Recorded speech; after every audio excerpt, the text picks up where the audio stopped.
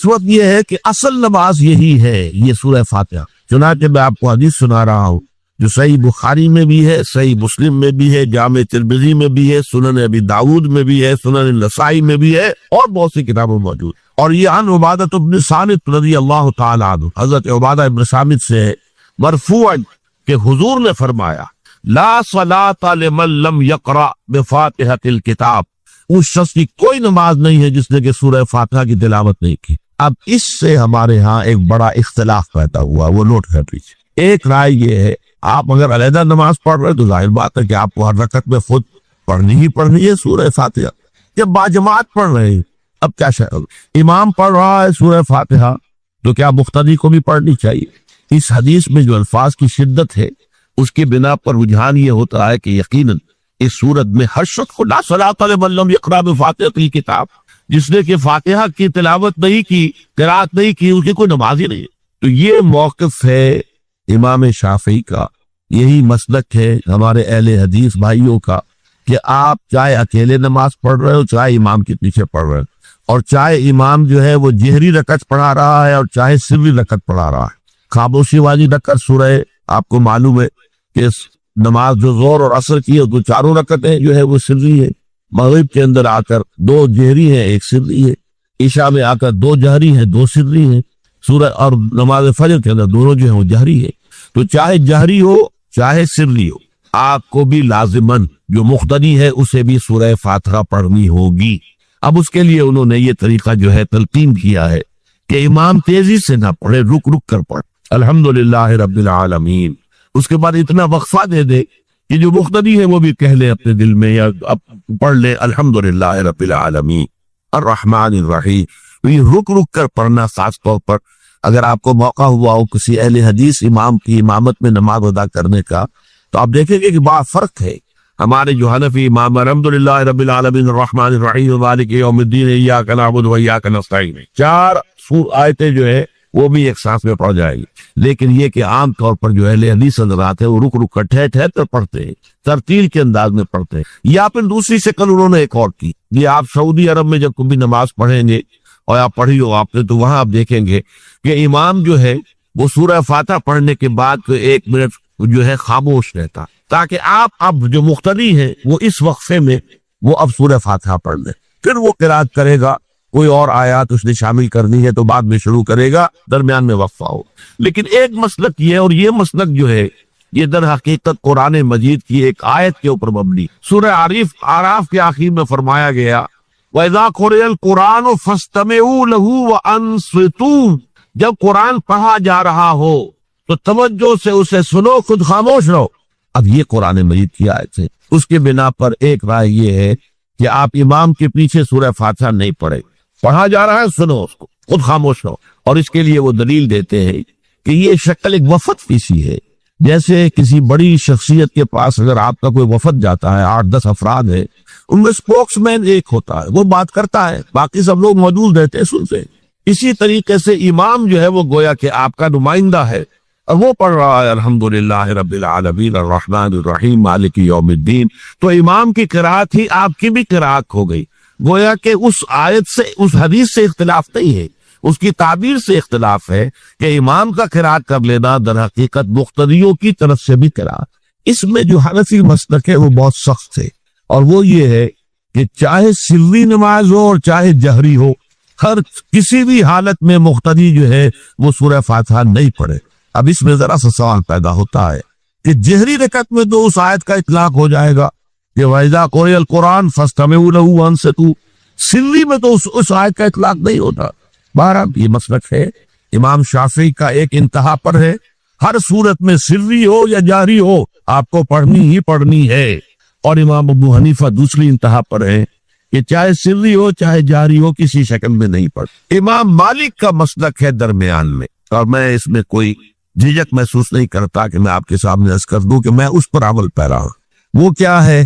جہری نماز میں خاموش رہو اور سنو، اس آیت کا اطلاق ہو جائے گا جب بلند آواز سے پڑھ رہا ہے امام تو پوری توجہ فَاسْتَمِعُوا لَهُ، اپنی پوری توجہ کو اس کے سننے کے اوپر مرکوز کر دو اور خود خاموش رہو۔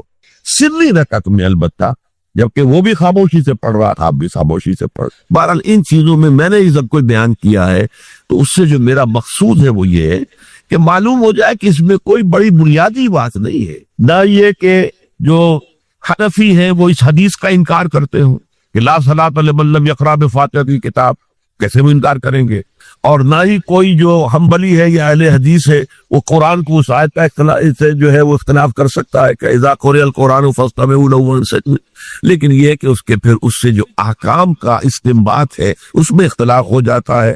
تو اس کو نہیں سمجھنا چاہیے کہ یہ کوئی بہت بڑی اہمیت والی بات ہے. بات کہ جو فرض نماز ہے اصل اہمیت اس کی ہمارے ہاں عام طور پر مذہبی حلقوں میں اور خاص طور پر جو ذرا متصوفانہ انداز کے رنگ کے لوگ ہوتے ہیں وہ فرض کو تو بس ایسے ہی ادا کر لیتے ہیں جیسے بس اس کی کوئی اہمیت نہیں.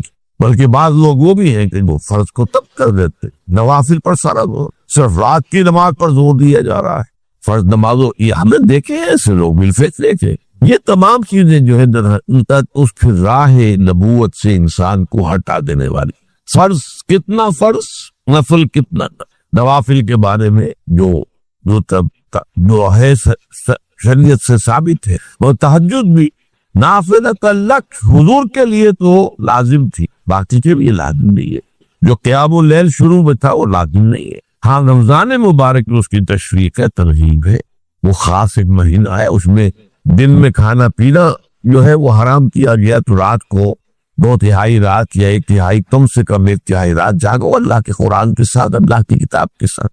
تو یہ اصل میں جو توازن ہے یہ جو ہے بہت ضروری. ارأیت اذا صلیت الصلوات مکتوبات، حضور آپ نے دیکھا، غور فرمائیے کہ اگر میں جو فرض نمازیں ہیں وہ ادا کر دوں. اب مثلا ایک حدیث مجھے اور یاد آئی، فرض نماز کی اہمیت کو بیان کرنے کی حضور نے فرمایا جس شخص نے عشاء کی نماز بھی جماعت کے ساتھ ادا کی اور پھر فجر کی نماز بھی جماعت کے ساتھ ادا کی، اس کے لیے پوری رات کا قیام لکھ دیا جائے. فرض کی ہے اذا صلیت المکتوبات الصلوات المکتوبات وصمت رمضان، اور میں روزہ بھی رمضان کے روزے رکھ دو، باقی روزہ رکھنا آپ کی مرضی پر ہے، رکھے ٹھیک ہے، لیکن وہ جو لازم نہیں. نجات کے لیے لازم جو بیس لائن ہے وہ جو عبادات فرض، اس کے بعد جتنا آدمی اضافہ کر سکے. حالات تو بھی دیکھے، بعض حالات ایسے ہوں گے کہ اس میں اصل اہمیت جہاد کی ہو جائے گی، قتال کی ہو جائے گی. اب ایسا حال بھی ہو سکتا ہے کہ اسلامی نظام قائم ہے، اسلامی حکومت قائم ہے، نظام خلافت قائم ہے، تو اب قتال کا معاملہ جو وہ حکومت کے ذمہ ہے، حکومت انتظام کرے گی. اگر کہیں 10,000 آدمی چاہیے، 10,000 آدمی نکل آئے چل جانے کے لیے، تو باقی آرام سے گھر میں سوئیں یا نوافل پڑھے، ساری رات کھڑے رہے، ٹھیک ہے. یہ تقرب بالنوافل کا موقع ہوگا. لیکن اگر اللہ کا دین جو ہے وہ مغلوب ہے، پامال ہے، اسے پاؤں تلے روتا جا رہا ہے، شریعت کی دھجیاں بکھیری جا رہی ہیں، عوامل کا استہزاء ہو رہا ہے، اور جو منکرات ہیں ان کی تبلیغ ہو رہی ہے، اس وقت آدمی نوافل پہ لگا رہے، وہاں تو فرض ہو جائے گا. امر بالمعروف نہی عن المنکر، جہاد اس کی جو بھی تقاضے ہو، اس وقت سارے تقاضے اس کو بیان کرنے کا موقع نہیں. اس اصل سے وہ اس فرض کو ترک کر کے نوافل میں لگیں گے، یہ نوافل کے اوپر دے مارے جائے. اس کو بہت زیادہ نمایاں کرنے کے لیے میں مثال دیتا ہوں. ذرا سوچئے، جب دامن احد میں معرکہ جاری تھا اور صحابہ کی جان پر بنی ہوئی تھی، خود حضور کی جان پر بنی ہوئی تھی، آپ کو معلوم ہے زخمی ہوئے ہیں اور اتنا خون آپ کا بہ گیا ہے کہ آپ بے ہوش ہو گئے ہیں اور خبر ہو گئی کہ آپ کا انتقال ہو گیا، شہید ہو گئے. اس وقت اگر کوئی شخص مسجد نبی میں بیٹھا ہوا درود کی تسبیح پڑھ رہا ہو یا کوئی اور نوافل ادا کر رہا ہو یا قرآن پڑھ رہا ہو، تو اس کے بارے میں کیا حکم آپ کا ہو؟ پکا منافق. حالانکہ کام تو وہ اچھے کر، درود کی کتنی فضیلت آئی ہے، اور نوافل ہے یا قرآن کا پڑھنے کا ایک ایک حرف کا 10 نیکیوں کا ثواب ہے. حق کے فوراً بعد والدین کے حق کا ذکر ہے. سورہ بقرہ کی آیت نمبر 83 اس میں بھی اللہ کے حق کے بعد والدین کا. سورہ نساء کی آیت نمبر 36 اللہ کے ساتھ شرک مت کرو، اللہ کی بندگی میں کسی کو شریک نہ ٹھہراؤ، والدین کے ساتھ حسن سلوک. سورہ انعام کا 19واں رکوع توحید خداوندی کے فوراً بعد والدین کے ساتھ حسن سلوک. اسی طرح یہاں اور ایک مقام تو اور ہے جو ہم اپنے منتخب نصاب میں پڑھ چکے ہیں، جہاں اس طرح بریکٹ کیا ہے اللہ نے انشکر لی ولے والدین، کرو شکر میرا اور اپنے والدین. اس میں نوٹ کر لیجئے چونکہ ادائے حقوق کا فلسفہ ہے، جیسا کہ میں تمہیدی جو گفتگو ہے اس میں عرض کر چکا ہوں. معاشرت کے اندر اصل شے دیکھنی ہے کہ کس کا کیا حق، وہ حق ادا کیے. اس میں ظاہر بات ہے کہ سب سے بڑا حق تو انسان پر اللہ کا ہے. خالق وہ، مالک وہ، رازق وہ، اور حقیقتاً رب بھی وہی ہے، پالنے والا وہی ہے. البتہ پالنے میں اللہ نے ذریعہ بنایا ہے والدین کو. انسان وجود میں آتا ہے والدین کے ذریعے. یہ جو بھی نعمت وجود عطا ہوئی ہے اس میں بھی ذریعہ واسطہ والدین بنے. پھر جو ربوبیت ہے، پالنا پوسنا ہے، اس میں بھی اللہ کی ربوبیت کا سب سے بڑا ذریعہ، خاص طور پر اس وقت جب کہ انسان اپنے پاؤں پر کھڑا نہیں ہے، جیسے کہ آگے آ رہا ہے رب ارحمہما کما ربیانی صغیرا. اے رب جب کہ میں بالکل چھوٹا سا تھا، مجھے تو اپنی ضرورتوں کا احساس بھی نہیں تھا، میں اپنی کسی ضرورت کا شعور بھی نہیں رکھتا تھا، انہوں نے میری کیئر کی ہے، مجھے پالا پوتا ہے، میری ضروریات فراہم، یہ میری تکلیف پر خود جاگتے رہے ہیں اور تڑپتے رہے، اپنا پیٹ کاٹا ہے اور مجھے کھلایا ہے. یہ سارا کام جو انہوں نے میرے ساتھ کیا، پروردگار ان کے احسانات کا بدلہ میں نہیں چکا سکتا، تجھے ہی سے درخواست کر رہا ہوں رب ارحمہما کما ربیانی صغیرا. تو معلوم ہوا کہ یہ در حقیقت اسلامی تمدن اور اسلامی معاشرت کا اصول کہ حقوق میں اللہ کے حق کے فوراً بعد بلکہ متصلاً بعد بریکٹ اللہ کے حق کے ساتھ والدین کا حق. یہاں بھی ذرا ایک فرق جو ہے وہ نوٹ کر لے. جہاں بات آئے گی اطاعت کی، اطاعت اللہ کے بعد رسول کی، والدین کی نہیں. والدین کی اطاعت تو مشروط ہو، لیکن اللہ کی اطاعت کے ساتھ بریکٹ اطاعت اطیعوا اللہ واطیعوا الرسول. سورہ تغابن میں بھی ہم پڑھتے فَإِن تَوَلَّيْتُمْ فَإِنَّمَا عَلَىٰ رَسُولِنَا الْبَلَاغُ الْمُبِينُ. اطاعت میں اللہ کے بعد فوراً اللہ کا رسول، محبت میں اللہ کے فوراً بعد اللہ کا رسول. قُلْ إِنْ كَانَ آبَاؤُكُمْ وَأَبْنَاؤُكُمْ وَإِخْوَانُكُمْ وَأَزْوَاجُكُمْ وَعَشِيرَتُكُمْ وَأَمْوَالٌ اقْتَرَفْتُمُوهَا وَتِجَارَةٌ تَخْشَوْنَ كَسَادَهَا وَمَسَاكِنُ تَرْضَوْنَهَا أَحَبَّ إِلَيْكُم مِّنَ اللَّهِ وَرَسُولِهِ وَجِهَادٍ فِي سَبِيلِهِ. تو گویا کہ اطاعت میں بھی اللہ کے فوراً بعد اللہ کا رسول صلی اللہ علیہ وسلم، محبت میں بھی اللہ کے فوراً بعد اللہ کا رسول صلی اللہ علیہ وسلم. لیکن ادائے حقوق، شکر، اس میں اللہ کے فوراً بعد والدین. معلوم ہوا کہ ہر چیز کا اپنا ایک تقاضا ہے، ہر مضمون میں اپنی ایک ترتیب علیحدہ ہو جائے گی. جہاں بات ارکان اسلام کی ہوگی، ارکان اسلام میں کلمہ شہادت کے فوراً بعد نماز کا ذکر آئے گا. لیکن جہاں حقیقت ایمان کا تذکرہ ہوگا، ایمان کے فوراً بعد جہاد کا ذکر آئے گا. ہر شے میں اپنے مضمون کے اعتبار سے ترتیب ہے وہ بدل جائے گی. تو یہاں نوٹ کیجئے وَقَضَىٰ رَبُّكَ أَلَّا تَعْبُدُوا إِلَّا إِيَّاهُ وَبِالْوَالِدَيْنِ إِحْسَانًا. اب یہاں خاص طور پر جو نوٹ کرنے کی بات ہے وہ یہ ہے کہ در حقیقت یہ بھی معاشرتی استحکام اور خاص طور پر خاندان کے ادارے کے استحکام کے لیے بہت بنیادی ہدایت ہے. میں عرض کر چکا ہوں جب سورہ تحریم کے تمہیدی مضامین ہم بیان ہو رہے تھے، ان پر غور کر رہے تھے کہ خاندان کے ادارے کا استحکام، ایک تو مرد کی سربراہی، الرجال قوامون علی النساء، یہ ایک مثبت حکم ہے، مثبت ہدایت ہے. اس لیے کہ اگر برابر کے دو سربراہ ہو جائیں گے تو وہاں فساد ہوگا، بدنظمی. مرد کی قوامیت، اس کی سربراہی، اس کی حاکمیت. نمبر دو، والدین کے ساتھ حسن سلوک. یہ جو تصور آج کی دنیا میں ہو چکا ہے، جو خاندانی نظام کی چولیں ڈھیلی ہوئی، اس کا اصل سبب یہ کہ والدین بھی اولاد کو اپنی لائبلٹی سمجھتے اور پھر اولاد بھی والدین کو اپنی لائبلٹی سمجھتے، ایسٹس نہیں سمجھتے، بلکہ یہ کہ ایک طرح کا بوجھ. خاص طور پر والدین بوڑھے ہو گئے، اب ان کی دیکھ بھال ہے، ان کی ضرورتیں پوری کرنی ہے، ان کے لیے ادب نہیں ہے، ان سے محبت نہیں رہی مغربی معاشرے کے اندر. اس کے خاندان کی نظام اس طرح اس کی چولیں جو ہے ڈھیلی ہو چکی.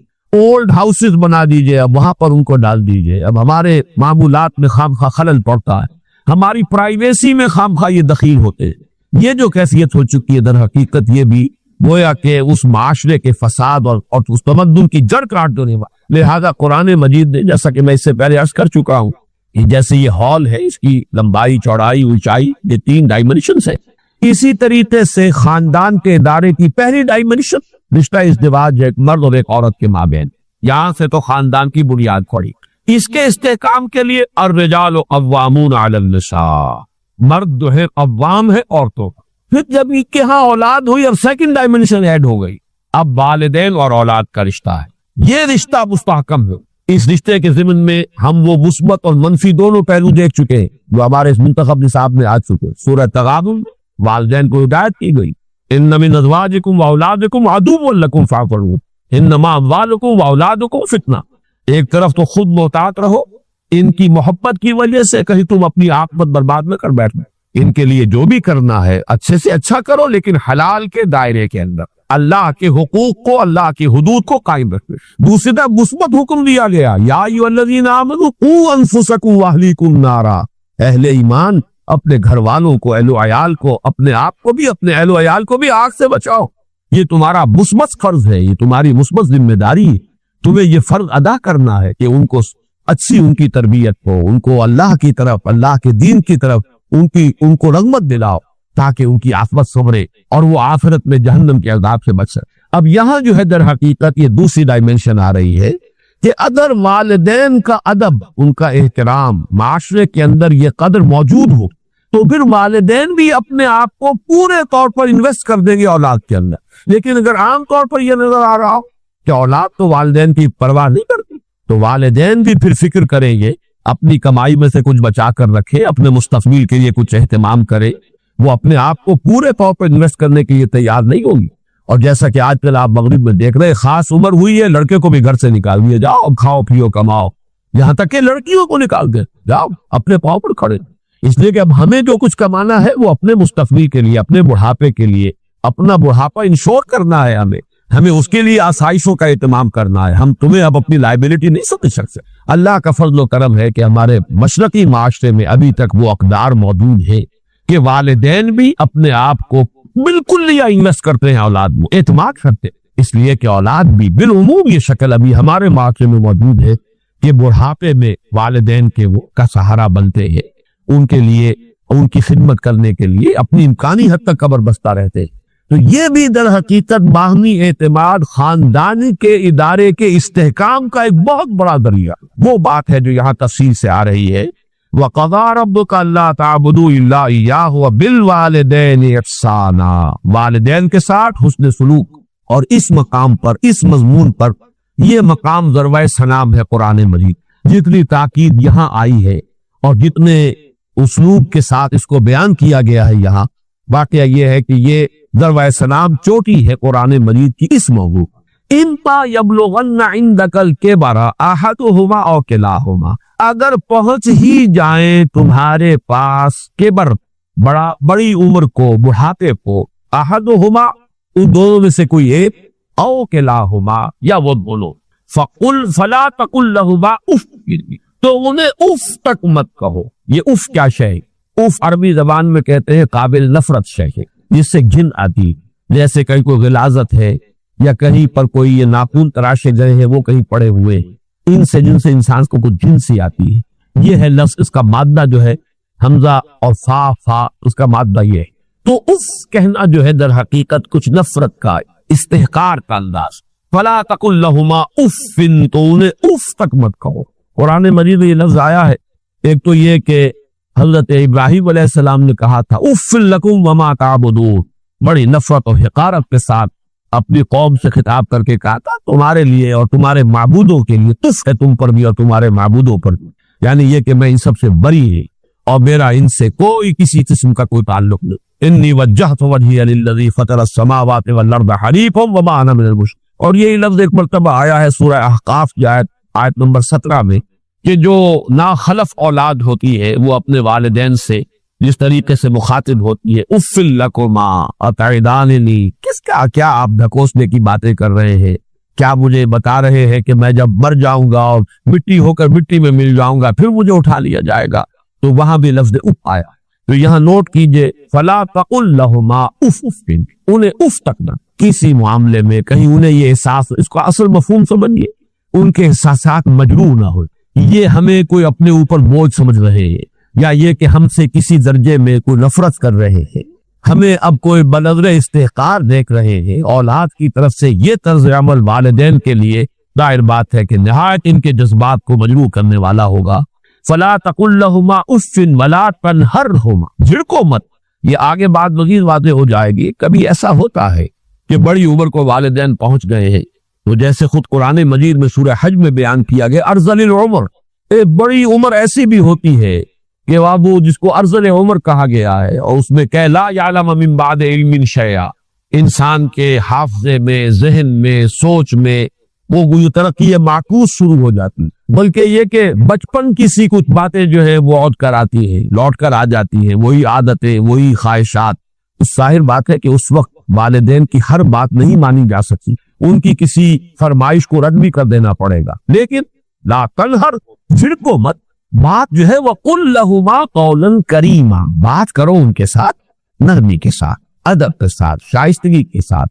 کسی فرمائش کو اگر رد بھی کر دینا ہے تو جھڑکنے کے انداز میں نہیں، ڈانٹنے اور ڈپٹنے کے انداز میں۔ وَلَا تَنْهَرْهُمَا وَقُلْ لَهُمَا قَوْلًا كَرِيمًا، اور ان سے بات کیا کرو، گفتگو کرو، ان کے سے مخاطب ہو تو بڑے ادب کے ساتھ، نرمی کے ساتھ، شائستگی کے ساتھ، تہذیب کے ساتھ، ان کے مقام اور مرتبے کو ملحوظ رکھتے۔ کہ تین جو سب سے بڑے بڑے گناہ ہیں، والذین لا يدعون مع اللہ الہا آخر، وہ لوگ کہ جو اللہ کے ساتھ کسی اور الہ کو پکارتے نہیں ہیں، کسی اور سے دعا نہیں کرتے۔ ولا يقتلون النفس التي حرم اللہ الا بالحق، نہیں انسانی جان کو قتل کرتے ہیں جسے کہ اللہ نے محترم قرار دیا ہے مگر حق کے ساتھ، یعنی کوئی قانون کی دفعہ ان کے اوپر لاگو ہو جائے تو بات دوسری ہے۔ قتل عمد کے قصاص میں قتل ہوگا، یا یہ کہ زنا اگر شادی شدہ مرد یا عورت کرتے ہیں تو ان کی سزا جو ہے وہ رجم ہے، جو قتل کی ایک بہت ہی شدید شکل ہے، یا مرتد کی سزا قتل ہے، اور یا پھر یہ ہے کہ کافر کو قتل کیا جا سکتا ہے جو حربی ہو، جس کے ساتھ جو جنگ ہے وہ ڈکلیئرڈ ہو۔ ان چار صورتوں کے علاوہ کسی انسان کو کسی حالت میں کسی جذبے کے تحت قتل کرنا جائز نہیں ہے، حرام ہے، حرام مطلق ہے۔ یہ ہمارے ہاں جو عزت کے نام پر آنر کلنگز جو ہو رہی ہوتی ہیں، یہ سب کے سب جو ہے جرم ہے اسلام کی نگاہ میں۔ کسی کو یہ حق حاصل نہیں ہے کہ اس طرح سے اپنے ہاتھ میں قانون کو لے لے۔ لیکن اس کے بعد فرمایا تھا کہ جو لوگ یہ کام کرتے ہیں تو پھر یہ ہے کہ یلقا اسامہ، وہ اس کی پاداش بھگت کر رہیں گے۔ یضاعف لہ العذاب یوم القیامہ، ان کے لیے قیامت کے دن عذاب دگنا کر دیا جائے گا، بڑھا دیا جائے گا۔ وَيَخْلُدْ فِيهِ مُهَانًا، اور وہ رہیں گے اس میں ہمیشہ ہمیش نہایت ذلت کے ساتھ، رسوا ہو کر۔ إِلَّا مَنْ تَابَ وَآمَنَ وَعَمِلَ عَمَلًا صَالِحًا، اس میں استثناء ہے کہ جو توبہ کرے اور تجدید ایمان کرے یا ایمان لائے۔ اگر پہلے کافر تھا تو ایمان لائے گا، اور اگر پہلے مسلمان تھا لیکن یہ کہ یہ گناہ سرزد اس سے ہوا تو گویا کہ ایک طرح کے کفر میں وہ داخل ہو گیا تھا، ایمان حقیقی سے محروم ہو گیا تھا، تو گویا کہ تجدید ایمان کرے۔ الا من تاب وآمن وعمل عملا صالحا، اور پھر اس کا عمل تبدیل ہو جائے، عمل درست ہو جائے، غلط کام کو فی الواقع چھوڑ دے۔ فاولئک یبدل اللہ سیئاتہم حسنات، تو یہ وہ لوگ ہیں کہ اللہ تعالیٰ ان کی برائیوں کو بھلائیوں سے بدل دے گا۔ یہ بات جو ہے بہت بلند ہے، اس میں اللہ تعالیٰ کی طرف سے وعدہ جو ہو رہا ہے کہ فَأُولَٰئِکَ يُبَدِّلُ اللَّهُ سَیِّئَاتِهِمْ حَسَنَاتٍ وَكَانَ اللَّهُ غَفُورًا رَحِیمًا وَمَن تَابَ وَعَمِلَ صَالِحًا، پھر دوبارہ تکرار کے ساتھ یہ بات آ چکی ہے، جو توبہ کرے اور پھر عمل اچھا کرے۔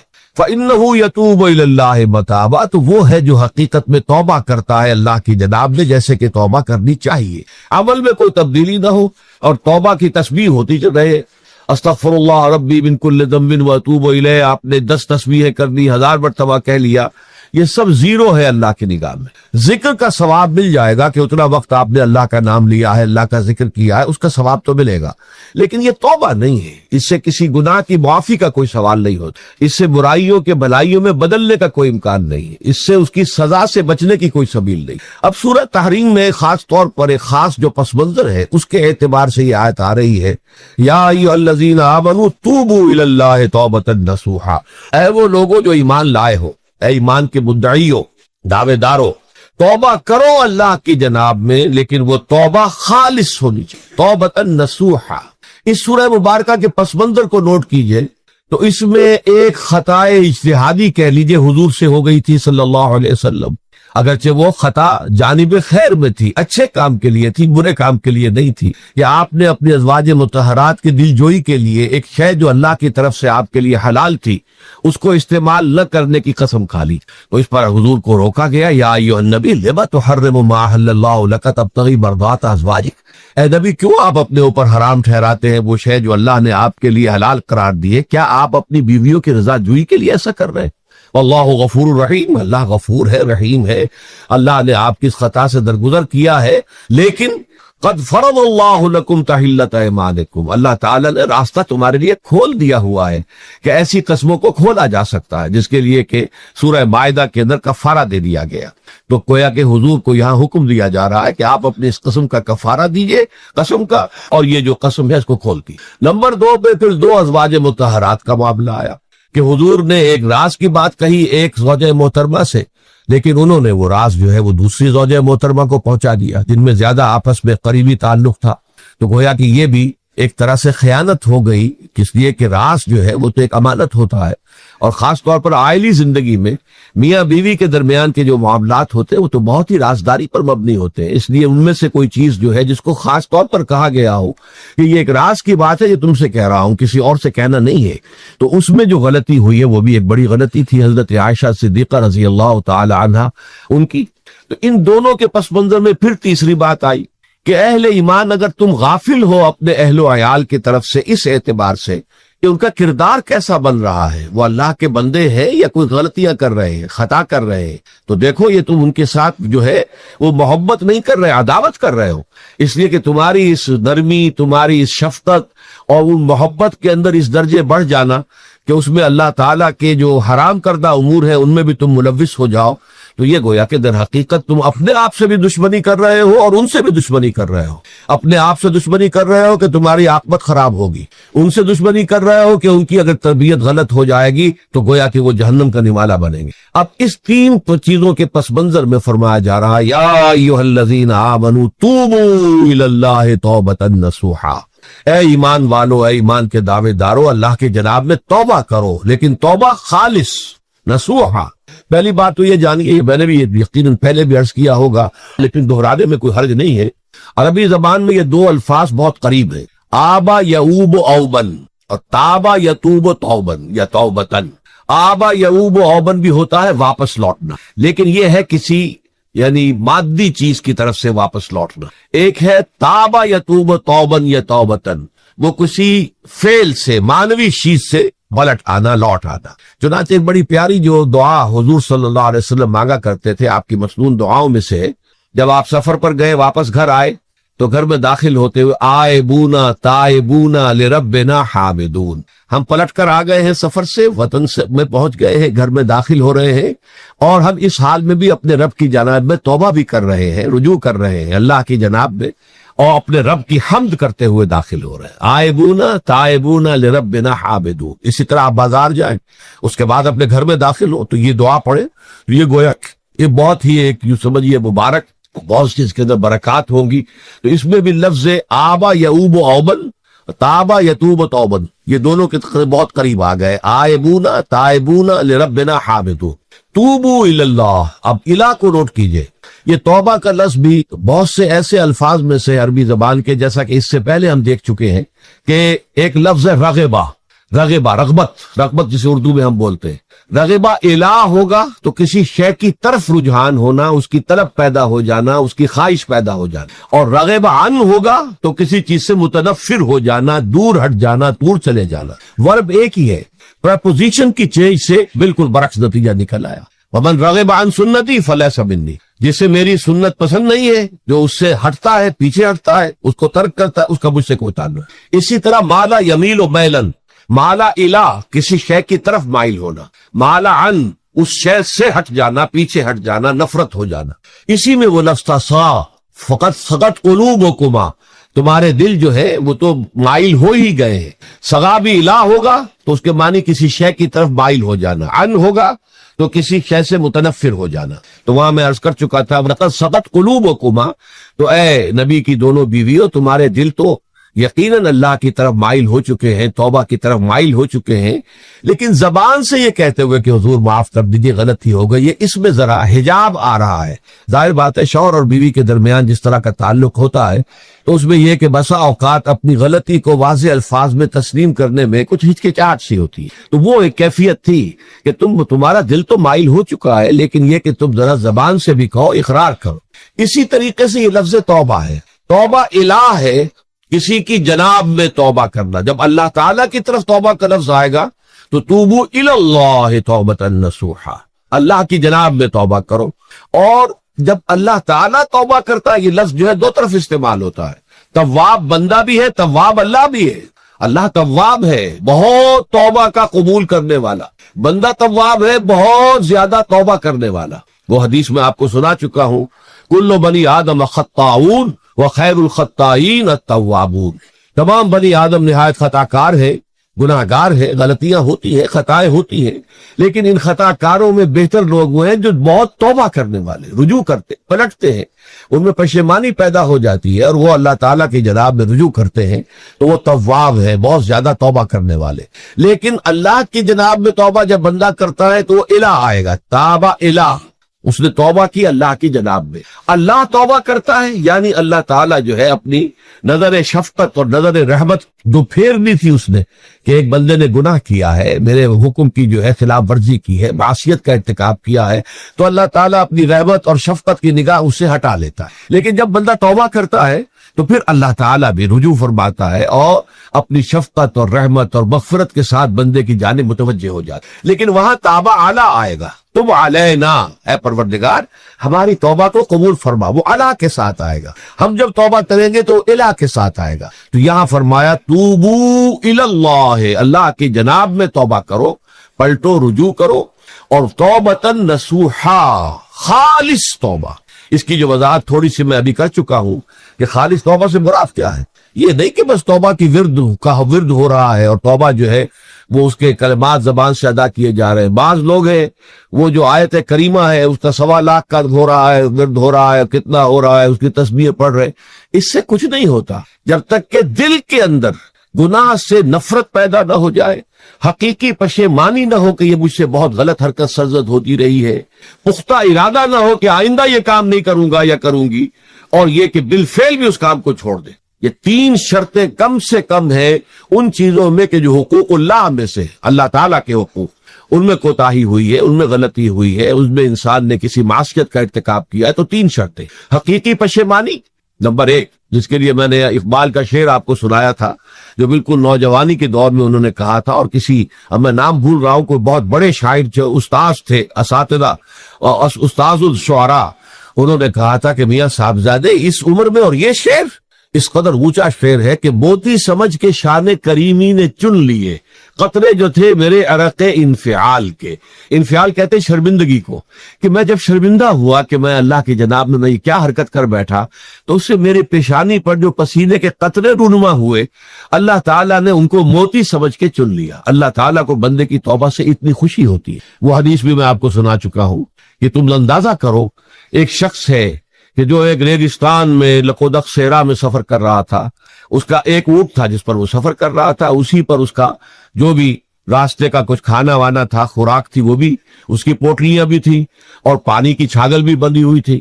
تھوڑی دیر کے لیے وہ ایک درخت کے سائے میں بیٹھ گیا استراحت کے لیے. وہ اسی میں آنکھ لگ گئی اس کی. اب جب آنکھ کھلی تو دیکھا کہ اونٹ غائب ہے. اب اونٹ گویا کہ اس کی زندگی کا واحد سہارا، کہاں جائے گا بغیر اونٹ کے؟ اس دوڑا دائیں بائیں، شمال جنوب مغرب مشرق، سب میں کہیں جہاں تک وہ کر سکتا تھا اسے کہیں اونٹ نظر نہیں آیا. تو پھر وہ اسی درخت کی سائے میں آ کر بیٹھ جاتا ہے موت کے انتظار میں کہ اب تو موت ہی آئے گی، نہ کھانے کو کچھ، نہ پینے کو پانی، نہ سواری کہ میں کہیں یہاں سے نکل سکوں. اچانک دیکھتا ہے کہ وہ اونٹ تو کھڑا ہوا ہے اور وہ سامان بھی موجود ہے.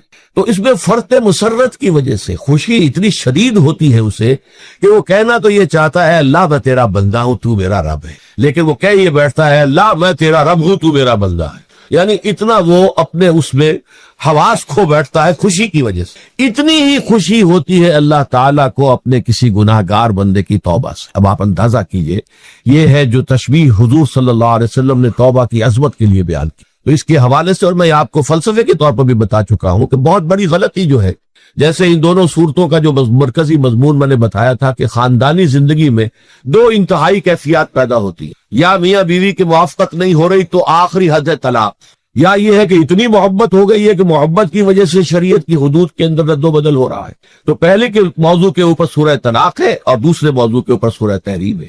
تو طلاق کے معاملے میں بھی عیسائیوں سے جو بہت زیادہ غلطی، بہت بڑی سرزد ہوئی، وہ یہ ہے کہ حضرت عیسیٰ نے یہ فرمایا تھا کہ جو شخص اپنی بیوی کو طلاق دیتا ہے گویا کہ ناحق، وہ گویا کہ اس سے زنا کرواتا ہے، یعنی یہ کہ طلاق ہو گیا اس کو، اب وہ بیچاری جو ہے وہ بے شوہر کے ہے، عام طور پر متعلقہ سے کوئی شادی نہیں کرتا، تو اب اس کے فتنے میں مبتلا ہونے کا امکان موجود ہے، وہ زناکاری پر آمادہ ہو سکتی ہے، تو جس شخص نے اسے غلط طلاق دی تھی در حقیقت وہ ذمہ دار ہوگا اس زناکاری کا جو وہ کر رہی ہے۔ یہ اصل میں ایک اخلاقی تعلیم تھی جس کو کہ انہوں نے قانونی سمجھ لیا اور طلاق کا دروازہ بند کر دیا، حالانکہ شریعت موسوی میں طلاق کا راستہ کھولا تھا جیسے شریعت محمدی میں، یا اگر کوئی صورت ایسی ہے کہ مزاج نہیں مل رہا ہے تو ٹھیک ہے، علیحدہ ہو جاؤ، سیپریشن کا راستہ کھولا ہوا ہے۔ اگرچہ اللہ کو حلال چیزوں میں سب سے زیادہ ناپسند طلاق ہے، اللہ چاہتا یہی ہے کہ یہ بندل بن جائے تو بندہ رہے ساری عمر، لیکن یہ کہ یہ بھی نہیں ہے کہ گھر کے اندر چخ چخ ہوتی رہے، چپکلش چلتی رہے، گھر کے اندر چین نہ رہے، راحت نہ رہے، باہمی اعتماد نہ ہو اور پھر بھی وہ بندل بندہ رکھا جائے، اس کو کوئی فائدہ نہیں۔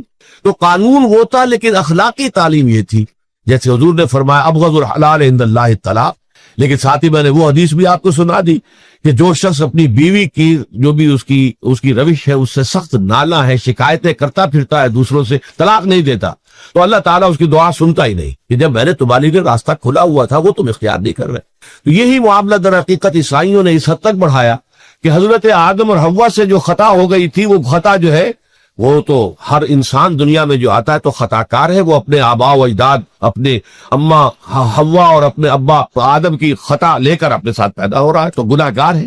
مین is sinful from the very birth. اب اس کا کیا علاج ہو؟ پھر تو اس کا علاج ڈھونڈا کہ اللہ نے اپنا اکلوتا بیٹا زمین پر بھیج کر اور اسے ان لوگوں کی طرف سے کفارہ بنا لیا کہ جو ہمارے اس بیٹے پر ایمان لیا۔ یہ سارا عقیدہ بنائے فاسد علی الفاسد کیوں ہوا؟ کہ توبہ کے بارے میں تصور ان کا غلط ہو گیا۔ اللہ قرآن مجید نے واضح کیا کہ غلطی تو ہوئی تھی حضرت آدم و حوا سے، شیطان کے بہکانے میں آ گئے تھے، لیکن یہ کہ پھر انہوں نے توبہ کی، اللہ نے تاب علیہ، اللہ نے اس کی توبہ قبول فرما لی۔ فتلقى آدم من ربہ کلمات فتاب علیہ، تو آدم نے اپنے رب سے کچھ کلمات سیکھ لیے، پشیمانی تو ہو گئی تھی، شرمندگی ہو گئی تھی، لیکن الفاظ نہیں مل رہے تھے، کن الفاظ میں اللہ کی جناب میں توبہ کروں۔ اللہ کی کمال شفقت کے اللہ نے وہ الفاظ بھی انہیں تلقین کر دیے جو سورہ اعراف کے اندر بیان ہوئے ہیں، ربنا ظلمنا انفسنا وان لم تغفر لنا وترحمنا لنكونن من الخاسرین، اللہ نے توبہ قبول فرما لی، فتاب علیہ۔ اب جو بچہ پیدا ہو رہا ہے نسل آدم کا، وہ کوئی اپنے جد امجد جو ہے حضرت آدم اور حضرت حوا کے گناہ کی پوٹ لے کر نہیں آتا ہے، وہ تو کل مولود یولد علی الفطرہ، فطرت الاسلام پہ پیدا ہوتا ہے۔ تو توبہ کی در حقیقت جو عظمت اور حقیقت ہے ہمارے دین میں، اس کو نہ سمجھنے سے بھی بہت بڑی غلطیاں لوگوں سے ہو جاتی ہے، اور تاریخ انسانی میں اتنی بڑی بڑی غلطیاں ہوئی۔ طلاق کے معاملے میں بھی عیسائیوں نے پھر یہ کیا کہ سوائے اس کے کوئی شکل نہیں ہے کہ بیوی زناکار ہو تو پھر تو طلاق ہو جائے گی، سیپریشن ہو جائے گی، لہذا جو طلاق دینا چاہتے تھے وہ ایسے مواقع پیدا کرتے تھے کہ بیوی زنا کرے، یا یہ کہ جھوٹی گواہیاں فراہم کرتے تھے زناکاری کی اور پھر اس سے چھٹکارا حاصل کرتے تھے۔ اس کے بغیر چھٹکارا حاصل کرنے کی کوئی شکل نہیں تھی۔ اس میں بڑے بڑے افسانے جو ہیں وہ مغربی لٹریچر کے اندر آپ کو ملیں گے کہ عورت سے نجات پانے کے لیے انہیں پھر یہ کرنا پڑتا کہ جھوٹے طور پر جھوٹا الزام تہمت لگا کر اس کے اوپر زنا کا الزام ثابت کرے، یا یہ ہے کہ اسے واقعتاً خود ایسے حالات میں ڈال دے کہ وہ زانیہ بن جائے اور پھر اس سے نجات حاصل۔ یہ گویا کہ پھر وہی بنائے فاسد علی الفاسد، ایک غلط بات کے اوپر دوسری غلط بات کا۔ تو توبوا الی اللہ توبۃ نصوحا، توبہ کرو اللہ کی جناب میں جو کہ خالص توبہ۔ خالص توبہ میں 3 شرائط میں نے بیان کر دی کہ اگر اللہ کے حقوق میں معاملے میں کبھی بیشی ہوئی ہے تو پھر یہ ہے کہ پشیمانی حقیقی، عزم مصمم دوبارہ نہیں کروں گا، نہ کروں گی، اور نمبر 3 یہ کہ ایک مرتبہ اس گناہ کو لازماً چھوڑ دینا۔ اس کے بعد جو ہے اگر یہ حقوق العباد میں سے ہے تو ایک چوتھی اضافی شرط ہے، یا تو اس کی تلافی کرو، اس کا پیسہ مارا تھا تو پیسہ دو، بہن کا حق جو ہے وراثت میں کھایا تھا تو اس کو ادا کرو، یا اس سے معافی حاصل کرو، یا پھر ایک شکل ہو سکتی ہے کہ اگر وہ فوت بھی ہو گیا ہے، کوئی شکل نہیں ہے، اس کی طرف سے صدقہ و خیرات کرتے رہو، اللہ یہ میں کر رہا ہوں، اس کے حساب میں اس کو جمع کر دے، اور میری جو کوتاہی تھی اس کو معاف فرما دے، اس کو جو ہے وہ ڈیبٹ کریڈٹ ہو جائے گا۔ ورنہ پھر آخرت میں یہ ہوگا کہ آپ کی نیکیاں اس کے حوالے کی جائیں گی، یا آپ کے پاس نیکیوں کا ذخیرہ بھی کافی نہ ہوا تو اس کے گناہ آپ کے پلڑے میں ڈال دیے جائیں گے۔ اور اسی کو حضور نے فرمایا کہ میری امت کا اصل مفلس وہ ہے۔ آپ نے پوچھا اتدرون من المفلس، آپ لوگ جانتے ہیں کہ مفلس کون ہوتا ہے؟ تو صحابہ نے وہی جواب دیا جو ہم میں سے ارشد جواب دے گا، المفلس عندنا من لا درہم لہ ولا دینار، ہمارے نزدیک ہم مفلس اس کو کہتے ہیں جس کے پاس درہم و دینار نہیں ہے، روپیہ پیسہ نہیں ہے۔ حضور نے فرمایا نہیں، میری امت کا مفلس وہ ہوگا جو قیامت کے دن حاضر ہوگا، بہت سی نمازوں کی وہ پنڈ لے کر آئے گا، وہ گٹھڑی لے کر آئے گا، گٹھڑا لے کر آئے گا، اور روزوں کا اور اس کا اور حجوں کا اور اس عمروں کا، لیکن وقت شتم ھذا واکل مال ھذا، اس نے مال کھایا تھا فلاں کا حرام طریقے سے، فلاں کو گالی دیتی تھی، فلاں کو تہمت لگائی تھی، حقوق العباد کے اندر جو ہے اس کی عزت پر حملہ کیا تھا، وہ سارے مدعی جمع ہو جائیں گے۔ اللہ تعالیٰ کسی سے کہے گا بھائی تم اس کی نمازیں لے جاؤ، کسی سے کہے گا اس کے روزے لے جاؤ، اچھا تم لو حج لے جاؤ، اس کے عمرے لے جاؤ، اور اس کے بعد بھی مدعی باقی ہوں گے، تو اب مدعیوں کے گناہ اس کے پلڑے میں ڈالے جائیں گے، اور پھر وہ دوسروں کے گناہوں کے بوجھ تلے دب کر جہنم میں جھونک دیا۔ تو یہ حقوق العباد کے اندر معاملہ اس سے بھی کہیں زیادہ سخت ہے کہ جو حقوق اللہ کا ہے۔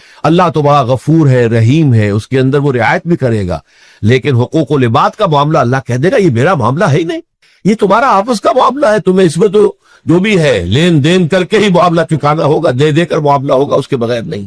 تو توبوا الی اللہ توبۃ نصوحا عسى ربکم ان یکفر عنکم سیئاتکم، این ممکن ہے، عسى اصل میں امید دلانے کے لیے ہوتا ہے، شاید کہ ایسا ہو جائے، لیکن جب اللہ کی طرف سے یہ لفظ آتا ہے تو یہ یقینی معنی، یقینی وعدے، اللہ کا وعدہ ہے، اگر تم یہ توبہ نصوح کرو گے تو اللہ کا وعدہ ہے تم سے کہ وہ تم سے تمہاری برائیوں کو دور کر دے گا۔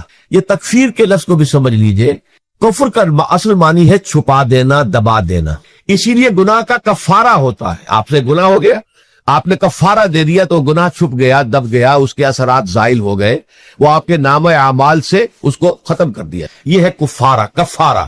کفار جمع ہے کافر کی، کافر جو ہے وہ حق کو چھپاتا ہے، اللہ کی دعوت جو دی جا رہی ہے اس کو دباتا ہے، تو اس معنی میں وہ کافر ہے، انکار کرتا ہے۔ لیکن یہ کہ ایک کفران نعمت ہے، کسی نے آپ پر احسان کیا ہے اور آپ اس کا احسان نہیں مان رہے، آپ کے لیے دل میں اس کے لیے کوئی احسان بندی کے جذبات پیدا نہیں ہوئے، تشکر کا جذبہ پیدا نہیں، یہ کفران نعمت ہے۔ تو تکفیر اس کو بھی کہتے، تکفیر اسے بھی کہتے ہیں مسلمان امت میں سے کسی کو نکال دینا، اس لیے کہ وہ بنیادی عقائد میں علیحدہ ہو گیا ہے، تو یہ پرجنگ ہے، یہ بھی تکفیر ہے۔ تو تکفیر اعمال کیا ہے کہ برے اعمال کو دھو دے گا تمہارے نام اعمال سے، اور نمبر 2 تمہارے دامن کردار سے بھی دھو دے گا، جو غلطیاں تمہارے اوپر چلی آ رہی تھی، اتنے عرصے تک تم کرتے رہے ہو، تمہارا کردار جو ہے اس سے مقدر ہو گیا ہے، اس کے اندر جو ہے خرابی پیدا ہو گئی ہے، تو اللہ اس کو بھی دھو دے گا۔ تو دنیا میں بھی تکفیر کا اثر ہوگا کہ انسان کی اصلاح ہو جائے گی، اس کی سیرت و کردار جو ہے صحیح رخ پر آ جائیں گے، اور آخرت میں یہ ہے کہ اس کا جو اعمال نامے میں جو گناہ درج تھا وہ وہاں سے صاف کر دیا جائے گا، محو کر دیا جائے گا۔ یہ تکفیر 2 گناہ ہے، اور اس میں جو ہم سورہ الفرقان میں پڑھ کر آئے ہیں وہ اس سے بھی اگلی بات ہے، اولئک یبدل اللہ سیئاتہم حسنات، جہاں گناہ کا اندراج تھا وہاں اب نیکی کا اندراج ہو جائے گا، تمہاری سیرت و کردار میں جو گناہ کا پہلو تھا وہ اب نیکی کے پہلو میں بدل جائے گا۔ یہ تکفیر گویا کہ دنیا میں بھی اور آخرت میں بھی۔ عسیٰ ربکم، امید ہے اور اللہ کا وعدہ ہے کہ وہ تم سے تمہاری برائیوں کو دور کر دے گا۔ مطلب یہ کون انسان ہے جو برائی سے بالکل پاک ہے؟ کل بنی آدم خطاؤن و خیر الخطائین التوابون۔ توبہ کرو، توبہ نصوح کرو، اللہ تعالیٰ دھو دے گا، تمہارے دامن کردار سے بھی داغ اور دھبے صاف کر دے گا، اور تمہارے اعمال نامے سے بھی۔ وَيُدْخِلَكُمْ جَنَّاتٍ تَجْرِي مِن تَحْتِهَا الْأَنْهَارُ، اور تمہیں داخل کرے گا ان باغات میں جن کے نیچے یا جن کے دامن میں ندیاں بہتی ہوں گی۔ یوم لا یخزی اللہ النبی والذین آمنوا معہ، وہ دن کہ جس دن اللہ رسوا نہیں کرے گا نہ نبی کو اور نہ ان کو جو ان کے ساتھ ایمان لائے۔ ان کے ساتھ ایمان لانے، ظاہر بات ہے انبیاء کے رسوا ہونے کا تو کوئی سوال ہی نہیں، یہاں اس کا ذکر جو ہے وہ تو صرف بطور تذکرہ کر دیا گیا، ورنہ اصل کیا ہے، جو نبی کے ساتھ ایمان لائے۔ اور نبی کے ساتھ ایمان لانے والوں میں درجہ اول کے لوگ وہ ہیں جو صحابہ کرام جو حضور کے زمانے میں تھے، حضور کے ساتھ دیا انہوں نے اپنے جان و مال سے حضور کے مشن کو تقویت پہنچائی، جہاں حضور کا پسینہ گرا وہاں اپنی خون کی ندیاں بہا دی، اپنی جانیں دے دی، تو وہ ہے اولین۔ لیکن اللہ تعالی ہمیں بھی ان میں شامل کرے، اس لیے کہ جیسے کہ سورہ بقرہ کی جو آخری سے پہلی آیت ہے اس کے اندر بیان فرمایا گیا کہ آمن الرسول بما انزل الیہ من ربہ والمؤمنون، ایمان لائے رسول محمد صلی اللہ علیہ وسلم اس چیز پر کہ جو ان کے اوپر ان کے رب کی طرف سے نازل کی گئی، اور ایمان لائے صاحب ایمان، وہ صاحب ایمان سب کے سب شامل ہو جائے۔ تو قیامت کے دن اللہ تعالیٰ رسوا نہیں کرے گا، یوم لا یخزی اللہ النبی والذین آمنوا معہ، جس دن کہ اللہ تعالیٰ رسوا نہیں کرے گا نہ اپنے نبی کو صلی اللہ علیہ وسلم اور نہ ہی ان کو کہ جو ان کے ساتھ ایمان لائے. اور یہ آخرت کی رسوائی جو ہے بہت بڑی رسوائی ہے. دنیا کی رسوائی انسان جو ہے اس کو بہت ہلکا سمجھے، آخرت کی رسوائی بہت بڑی ہے. پوری خلق خدا جہاں جمع ہوگی، پوری انسانیت جمع ہوگی، تمام آدم سے لے کر آخری انسان تک جمع ہوں گے، اور وہاں اگر رؤوس الاشہاد ہمارا پردہ چاک کیا جائے، ہمارے گناہوں کو جو ہے اعلان کیا جائے، تو وہ کتنی بڑی رسوائی ہوگی. اسی لیے یہ دعا مانگتے رہنا چاہیے، اللہم ربنا اجرنا من خزی الدنیا والآخرہ، اے اللہ ہمیں بچا لے، دنیا اور آخرت دونوں کی رسوائی سے بچا لے. دنیا کی رسوائی یہ ہے کہ آپ کے کسی غلط کام کا چرچا ہو جائے، دنیا کے اندر پھیل جائے، آپ کی جو ہے عزت جو ہے وہ داغدار ہو جائے، اس سے بھی اے اللہ بچا لے، پردہ ڈال دے. جیسے کہ حضور نے لفظ استعمال کیا، اللہ یتغمدنی ربی برحمتہ، اللہ یہ کہ میرا پروردگار مجھے اپنی رحمت کی چادر تلے ڈھانپ لے.